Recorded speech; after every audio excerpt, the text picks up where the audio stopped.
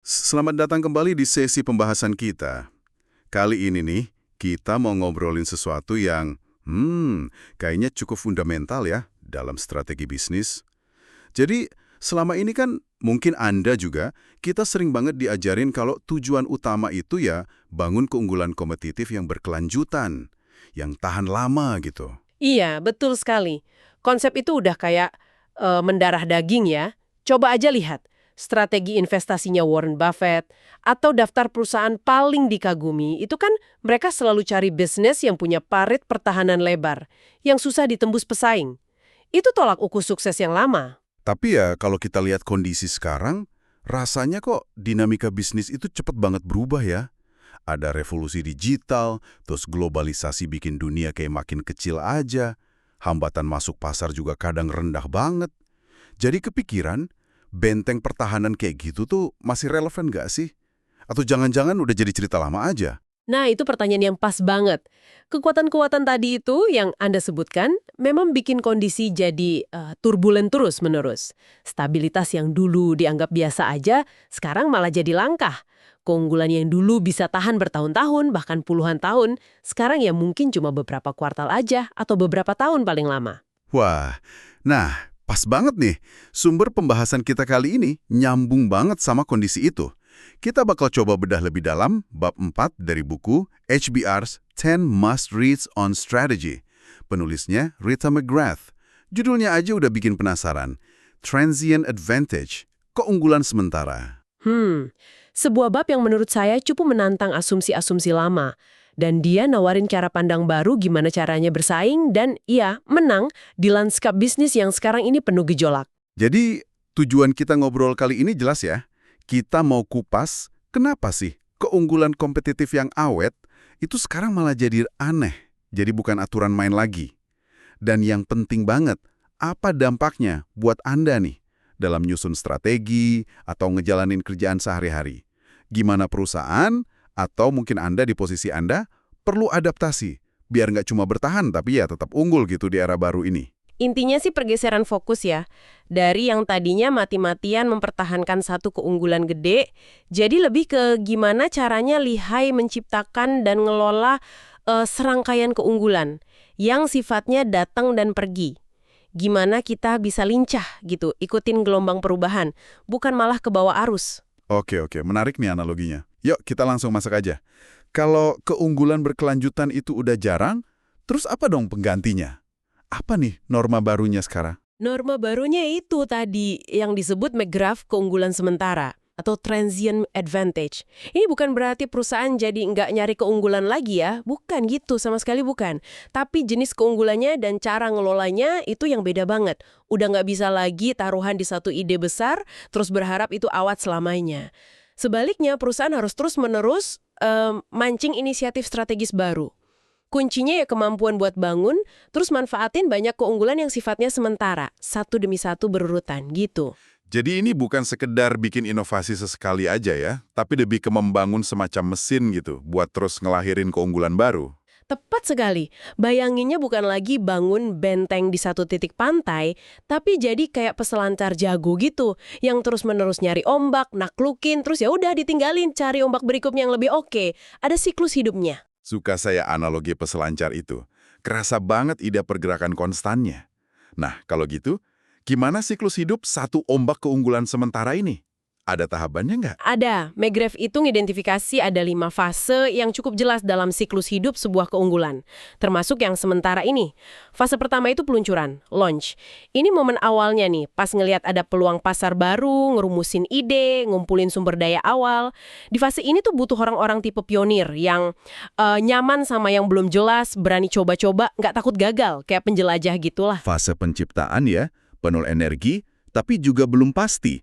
Nah, setelah idenya mulai kelihatan bentuknya. Masuk fase kedua, peningkatan, skala, ramp up. Di sini, ide yang udah kelihatan oke mulai dibawa ke pasar lebih serius. Fokusnya bangun kapasitas, nyempurnain produk atau layanan, mulai bangun pelanggan. Nah, ini butuh tipe orang yang beda lagi. Eksekutor yang kuat, yang bisa bangun sistem, rekrut tim, ngelola pertumbuhan awal yang biasanya cepat. Dari konsep jadi jalan beneran nih operasinya.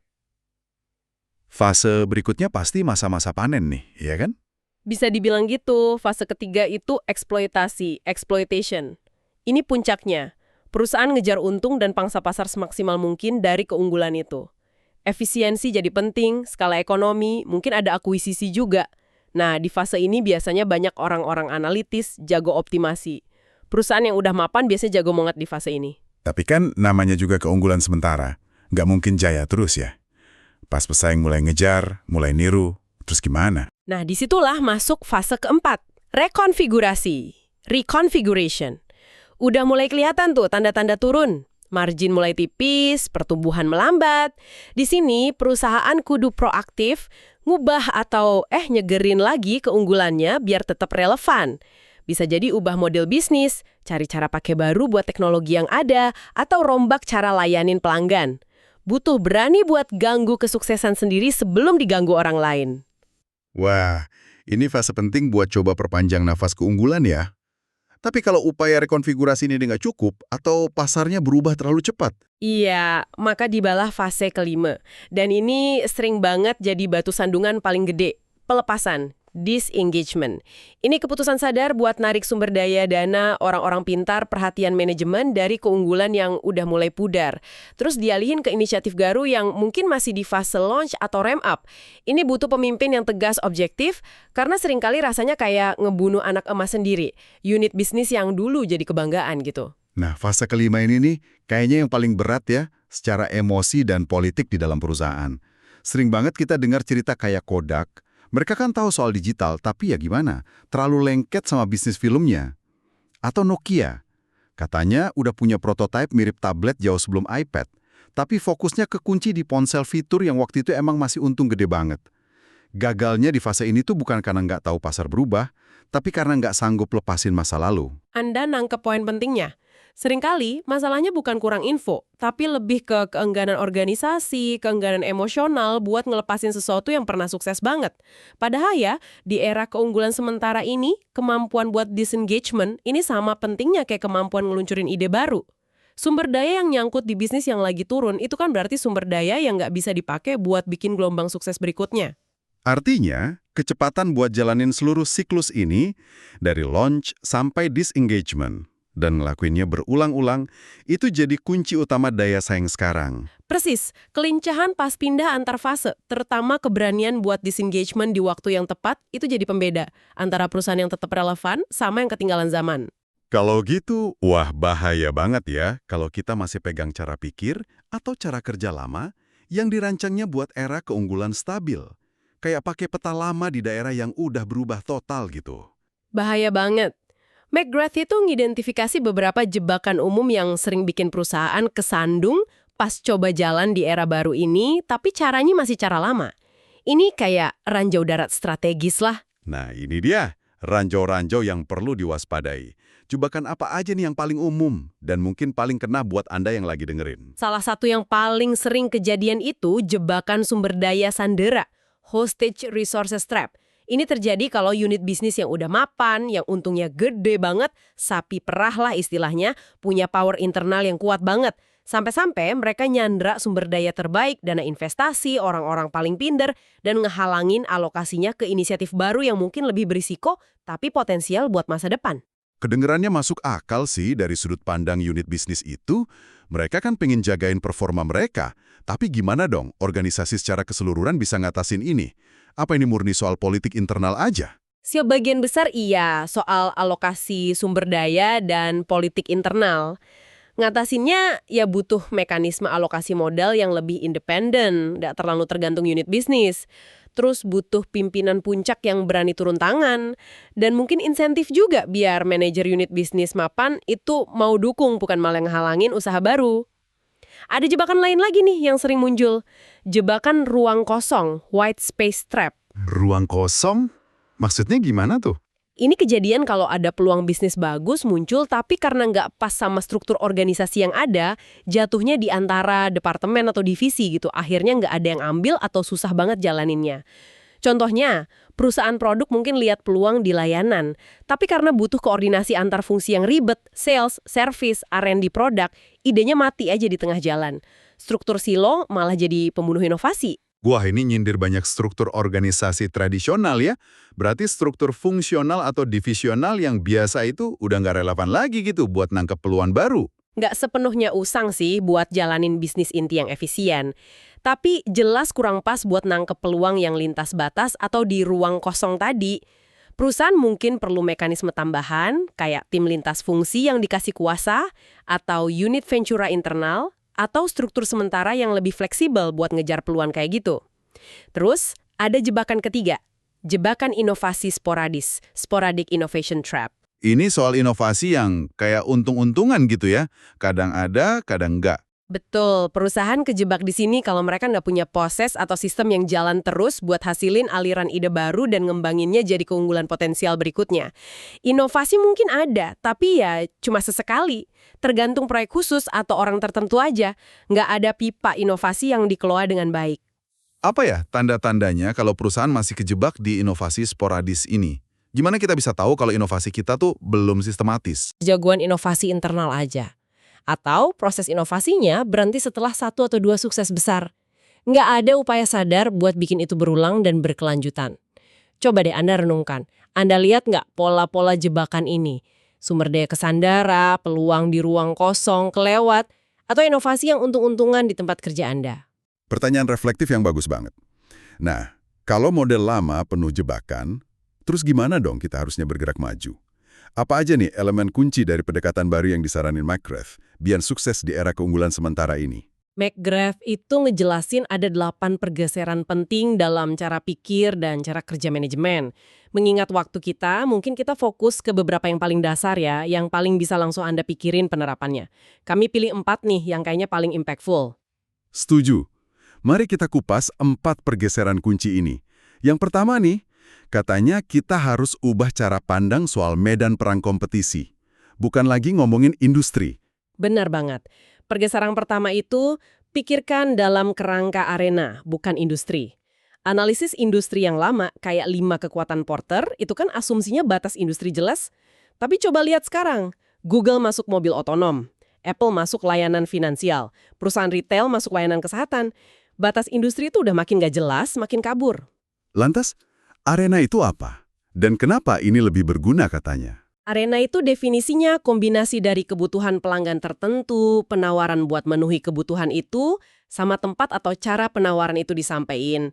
Fokusnya ke pekerjaan yang pengen diselesaikan sama pelanggan. Ini lebih berguna karena maksa kita lihat kompetisi dan peluang dari kacamata pelanggan, nggak peduli solusi atau pesaingnya datang dari industri mana. Ini bikin kita melek sama ancaman yang nggak terduga dan peluang kolaborasi baru. Jadi, analisis pesaing kita harus jauh lebih luas ya sekarang. Bisa datang dari mana aja yang coba mecahin masalah yang sama buat pelanggan kita. Oke, pergeseran berikutnya yang menarik nih, soal fokus pada pengalaman. Iya, pergeseran keempat, fokus pada pengalaman dan solusi menyeluruh bukan hanya produk jasa. Di dunia di mana fitur produk itu gampang banget ditiru, bedanya kita sama pesaing itu seringkali ada di pemahaman mendalam soal seluruh perjalanan pelanggan dan kemampuan kita ngasih solusi yang mulus buat masalah mereka. Contoh perusahaan palet Brambles yang dibahas di artikel itu menarik banget ya. Mereka nggak cuma jualan palet, tapi ngelihat masalah toko kelontong, biaya mahal mindahin barang dari palet kerak, sama produk segar cepet rusak. Solusi mereka, bin yang bisa langsung jadi pajangan, ngatasin 2 masalah itu sekaligus. Tepat, Brambles itu menang bukan karena paletnya lebih bagus, tapi karena mereka jual solusi buat masalah biaya tenaga kerja dan kesegaran produk. Ini nuntut empati yang dalam banget ke pelanggan dan kemampuan buat desain pengalaman utuh, bukan cuma komponen satu-satu. Ini ngubah cara pandang R&D sama desain produk jadinya. Ini nyambung banget sama inovasi ya. Tadi kan kita ngomongin jebakan inovasi sporadis. Gimana pergeseran buat ngatasinnya? Pergeseran ketujuh adalah membangun proses inovasi tahap awal yang sistematis. Get systematic about early stage innovation. Biar aliran keunggulan baru itu ada terus, inovasi nggak bisa lagi diserahin ke nasib baik. Perlu ada semacam mesin inovasi yang terstruktur. Mesin inovasi. Kedengarannya kok rumit ya? Gimana cara bangunnya tanpa malah kejebak birokrasi baru yang bikin lambat? Nah, itu tantangannya. Kuncinya adalah tata kelola yang beda dari bisnis inti. Mungkin perlu dana terpisah, kayak seed funding gitu. Terus ukuran evaluasinya juga beda. Fokusnya ke pembelajaran, bukan ROI di awal. Proses ambil keputusannya lebih cepat, ada tim khusus yang dedikasi. Perlu dilihat kayak portofolio. Beberapa ide pasti gagal, dan itu nggak apa-apa, asal ada yang berhasil gede. Dan penting juga, cari sumber idenya secara sistematis, dari dalam maupun dari luar. Open innovation gitu. Jadi sengaja dibikin ruang dan prosesnya biar ide baru bisa tumbuh ya? Nah, terkait itu, cara ngejalanin proyek inovasinya sendiri juga perlu beda kan? Bukan lagi bikin rencana detail banget di awal. Persis, ini pergeseran ke-8. Bereksperimen, beriterasi, dan belajar. Buat bisnis baru atau pasar yang belum pasti, bikin rencana bisnis detail di awal itu seringkali cuma nebak-nebak aja. Pendekatan yang lebih pas itu ya bikin eksperimen kecil-kecilan, yang murah, buat ngetes asumsi-asumsi kunci kita. Kayak prinsipnya Intuit yang Anda sebut tadi ya, jatuh cinta sama masalah pelanggan, bukan sama solusi pertama Anda. Artinya, siap ngebuang solusi awal kalau datanya nunjukin itu nggak pas. Bener banget. Ini kayak pakai logika real options atau opsi real. Anggap investasi awal itu bukan komitmen penuh, tapi kayak tiket buat dapetin informasi dan opsi buat lanjut, belok arah, atau stop proyeknya. Tiap eksperimen itu kesempatan belajar. Kalau hasilnya positif, baru deh beli tiket berikutnya, investasi lebih gede. Kalau negatif, ya stop aja selagi ruginya masih kecil. Ini cara pinter ngelola resiko di tengah ketidakpastian. Jadi gagal cepat itu bukan cuma slogan, tapi bagian dari strategi belajar yang disengaja. Wah, 4 pergeseran ini aja udah nuntut perubahan cara kerja yang lumayan gede ya. Terus, gimana peran pemimpin buat ngarahin transformasi ini? Apa gaya kepemimpinannya juga perlu ikut berubah? Perlu banget. McGrath itu nggambarin peran pemimpin di era keunggulan sementara ini bukan lagi kayak komandan yang ngontrol semua detail, tapi lebih kayak orkestrator. Orkestrator? Kayak konduktor musik gitu? Nah, terus mastiin prosesnya jalan bagus, biar semua bagian mainnya harmonis. Ya, contohnya proses inovasi sama alokasi sumber daya tadi. Dan dia intervensi di titik-titik penting buat ngarahin aliran energi dan aktivitas. Mereka lebih banyak nanya daripada ngasih jawaban. Jadi orkestrator ini kedengarannya butuh keahlian beda ya? Bukan cuma delegasi, tapi lebih ke fasilitasi, ngebentuk konteks biar tim bisa gerak lincah. Skill kuncinya apa nih yang paling dibutuhin? Mungkin kemampuan buat ngelola paradoks ya. Jaga stabilitas operasi inti sambil dorong eksplorasi yang radikal. Kasih arahan jelas sambil kasih ruang buat tim coba-coba. Dorong ambil keputusan cepat pakai data yang cukup bagus aja sambil pastiin ada pembelajaran dari tiap langkah. Dan yang gak kalah penting, ciptain rasa aman psikologis biar orang berani ngomongin ide aneh atau nantang status quo. Karena seringkali bibit keunggulan baru munculnya dari situ. Jadi strategi di era ini bukannya jadi kurang penting, malah bisa dibilang lebih penting ya, tapi fokusnya aja yang geser jauh. Tepat sekali, strategi itu bukan lagi soal pertahanin benteng, tapi soal kelincahan pindah dari satu arena atau ombak keunggulan ke berikutnya. Ini soal ngelola portofolio keunggulan secara dinamis. Ini permainan kecepatan, adaptasi, dan belajar terus-menerus, bukan mempertahankan masa lalu. Oke baik, mari kita coba tarik benang merahnya ya, buat Anda. Pesan utamanya cukup jelas. Ucapkan selamat tinggal deh sama era keunggulan kompetitif abadi. Dan selamat datang era keunggulan sementara. Ini bukan lagi hal aneh, tapi udah jadi norma baru. Akibatnya, fokus strategi harus geser.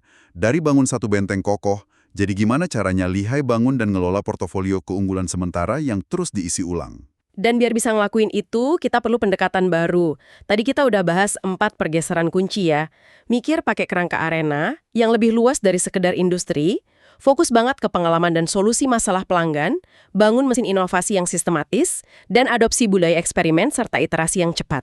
Perubahan cara pandang yang nggak main-main ini. Tentu saja. Dan ini bawa kita ke refleksi akhir buat Anda nih. Gimana implikasi pergeseran mendasar ini buat peran Anda sekarang, buat arah strategis organisasi Anda? Udah lihat belum tanda-tanda kebutuhan buat adaptasi sama realitas keunggulan sementara ini di lingkungan Anda? Dan gimana Anda atau tim Anda ngeresponnya? Pertanyaan penting buat dibawa pulang ya. Dan sebagai pemikiran penutup dari kami.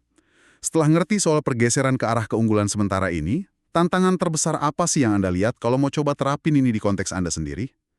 Apa soal ngubah mindset yang udah kadung mapan? Atau dapetin sumber daya buat eksplorasi? atau merombak struktur yang kaku, atau mungkin, ya, resistensi terhadap perubahan itu sendiri. Dan langkah kecil apa, sekecil apapun itu, yang mungkin bisa Anda mulai lakuin minggu ini buat mulai geser cara pikir atau cara kerja sebagai awal buat ngatasin tantangan itu. Ya, semoga pertanyaan-pertanyaan ini bisa jadi pemicu pemikiran, ya, dan mungkin langkah nyata ke depan. Terima kasih sudah menyimak pembahasan kita kali ini. Sampai jumpa di kesempatan berikutnya, kita akan kupas sumber-sumber pengetahuan menarik lainnya.